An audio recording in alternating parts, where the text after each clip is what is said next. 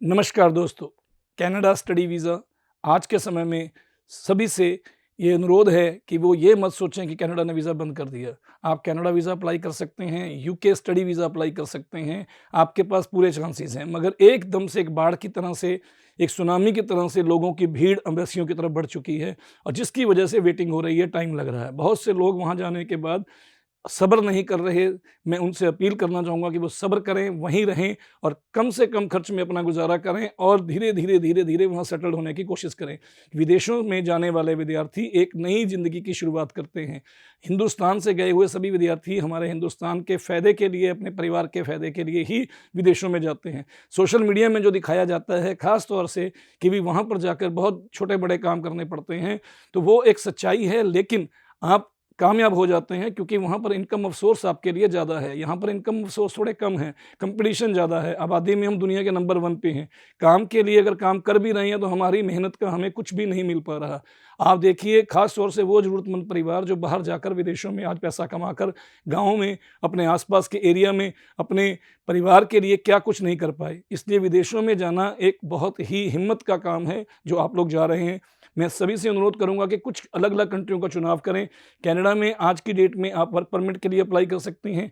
LIMA करके एक policy है कनाडा की जिसके ऊपर वीज़ा मिलता है। यूके में जो वीज़ा मिल रहा था पहले वर्क परमिट का ट्रायल 2 जिसको हम कहते हैं, वो वीज़ा भी अभी चल रहा है लेकिन बहुत स्लो हुआ है पहले के मुकाबले और जो गए हुए विद्यार्थी हैं उनको वहाँ पे सब्र रखना पड़ेगा क्योंकि कुछ ना कुछ समय की वजह से वहाँ पर थोड़े से चेंजेज़ हुए हैं। सरकारें बदलती रहती हैं, सरकारों के रूल बदलते रहते हैं, उसी हिसाब से वहाँ के आपको सेटलमेंट करनी पड़ेगी। लेकिन मैं ये कहूँगा कि आप कनाडा और यूके के साथ-साथ कभी भी वीज़ा अप्लाई करते हैं तो यूएसए के लिए सेम टाइम पीरियड के अंदर वीज़ा अप्लाई करें ताकि आपका टाइम बचे।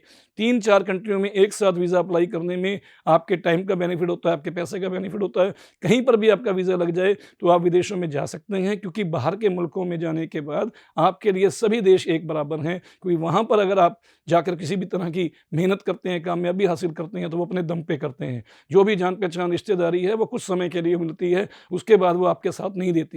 तो आप जब भी जाएँ, वहाँ जाएँ जहाँ पे आपको वीज़ा मिलना आसान हो, जल्द से जल्द वीज़ा मिले, कम से कम खर्च में आपको वीज़ा मिले। और ख़ास तौर से हर बार अपील है कि कर्ज़ लेके विदेश ना जाएँ क्योंकि आम तौर से हमने देखा है कि लोग कर्ज़ लेके विदेश जाने की कोशिश करते हैं, जाने में कामयाब नहीं होते, तो कर्ज़ा भी उतार नहीं पाते। इसलिए रिक्वेस्ट आप सबसे है कि वही कंट्री का चुनाव करें जो आपके बजट में आती हैं और जो आपकी एजुकेशन और आपकी प्रोफ़ाइल के अकॉर्डिंगली सेटल होती हैं। प्लीज़ जल्द से जल्द विश्वास स्टडी वीज़ा पे आइए और जल्द से जल्द अपना वीज़ा हासिल कीजिए और हम अम्बाला में पिछले 26 वर्षों से आपकी सेवा में हैं और इसी प्रकार लगातार आपकी सेवा करते रहेंगे। जो बेचारे विद्यार्थी कुछ नहीं जा पाए, उनसे हमारा अनुरोध है कि निराश ना हों, कहीं से भी अप्लाई करें, कोशिश करें, लगे रहें, हमारे पास फिर से आएँ, हम फिर से आपकी उम्मीद को खरा उतरेंगे।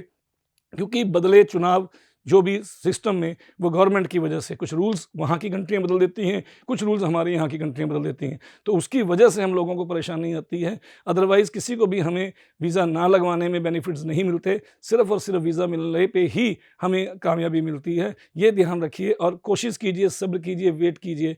नए लोगों की बातों में आकर या अनप्रोफ़ेशनल लोगों की बातों में आकर अपना भविष्य ख़राब ना करें और कोशिश करें कि ज़्यादा से ज़्यादा समय हमें दें ताकि हम आपका भविष्य बना सकें। क्योंकि आप देखिए कि हिंदुस्तान से अगर किसी भी फ़ील्ड में आपको कामयाब होना होता है तो सालों निकल जाते हैं। एक IAS ऑफ़िसर बनने के लिए या किसी भी प्रकार की बड़ी पोस्ट को हासिल करने के लिए कितने एंट्रेंस टेस्ट देने पड़ते हैं, फिर भी जाके हमारी सक्सेस नहीं मिलती। तो वैसे ही फ़ॉरेन में जाने वाला NRI जो विद्यार्थी बनना चाहता है, उसे भी अपना टाइम पीरियड, स्ट्रगल पीरियड बढ़ाना पड़ेगा और एजुकेशन हासिल करनी पड़ेगी। कम से कम इंग्लिश तो सीखनी ही पड़ेगी ताकि उसकी इंग्लिश के बिहाफ़ पे वो वहाँ पे जाकर कामयाब हो सके। मैं आपसे अपील करूँगा कि आइए वीज़ा अप्लाई कीजिए, ज़्यादा से ज़्यादा संख्या में विदेशों में जाने की कोशिश करें और लोगों की बातों में ना आएँ क्योंकि आप अपने परिवार के लिए अहम हैं, लोग आपके लिए नहीं। धन्यवाद।